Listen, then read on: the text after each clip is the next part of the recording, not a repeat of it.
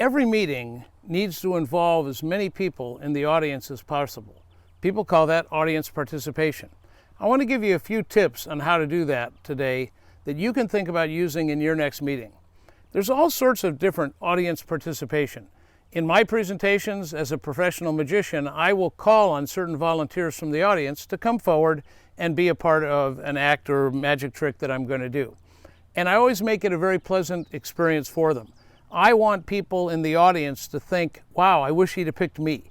I never want it to be a situation where they walk away embarrassed or upset about the fact that I involved them in the magic that was on stage. So I want to make people feel good when the thing is all over. There may be a moment where they're confused and things are a little bit turned around, but when they walk away, they always feel like, hey, they're glad they got to do it, and other people wish they had the chance also.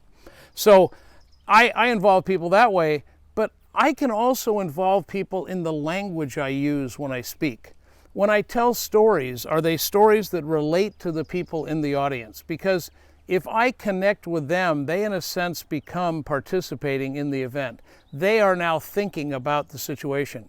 I tell a story about the first time I was able to get on board the Space Shuttle Atlantis, and I've had the opportunity to speak at NASA and a lot of different cool places. I've got my Cape Canaveral shirt on right now. And the first time I got on board the Space Shuttle, I tell about that story in a presentation, and one of my speech coaches said, well, why don't you show a slide of you on board the Space Shuttle sitting in the commander's seat in your little clean suit they gave you and everything else.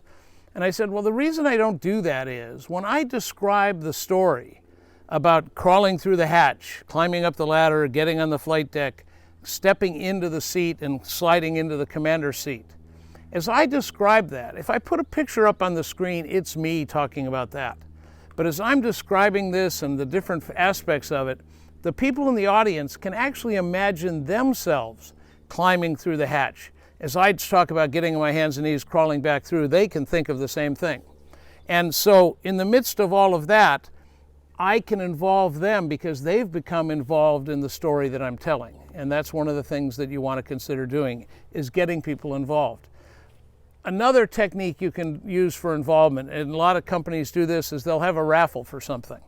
And raffles can be really outstanding because people are curious, who's going to win and everything. I like the ones where you have to be present to win.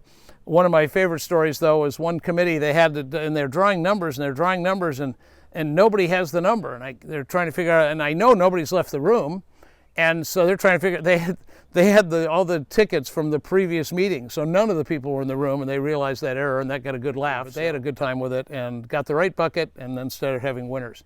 Think in terms of raffles. I'd rather have more people win than one big giant prize that only one person wins. Because there's a lot of people in your audience think, oh, I never win, but the more people that win, the better. I've actually seen raffles where everybody wins something. They just spread it out over the course of their 3-day meeting, and son of a gun, everybody's number eventually gets drawn. So that's kind of a fun way to do it. Make sure that you think in terms of your audience participating. Are there things they can do? Are they going to be comfortable doing them? Do you have people that have mobility issues getting around, or people have issues with hearing and seeing things? Because people don't think about this, but hearing is a big part of participation. If I can't hear what you're saying, I'm not participating in your meeting. Participating does not necessarily mean interaction with the speaker, asking questions, doing different things. It could be just, am I participating in the meeting, or have I checked out and gone someplace else? So make sure you do a lot of techniques to keep people participating in your meeting. Think about them, and always think from an audience perspective. Don't miss out. Be sure to hit the red button on the lower right and subscribe. That way, every time we release a video, you'll be aware of it.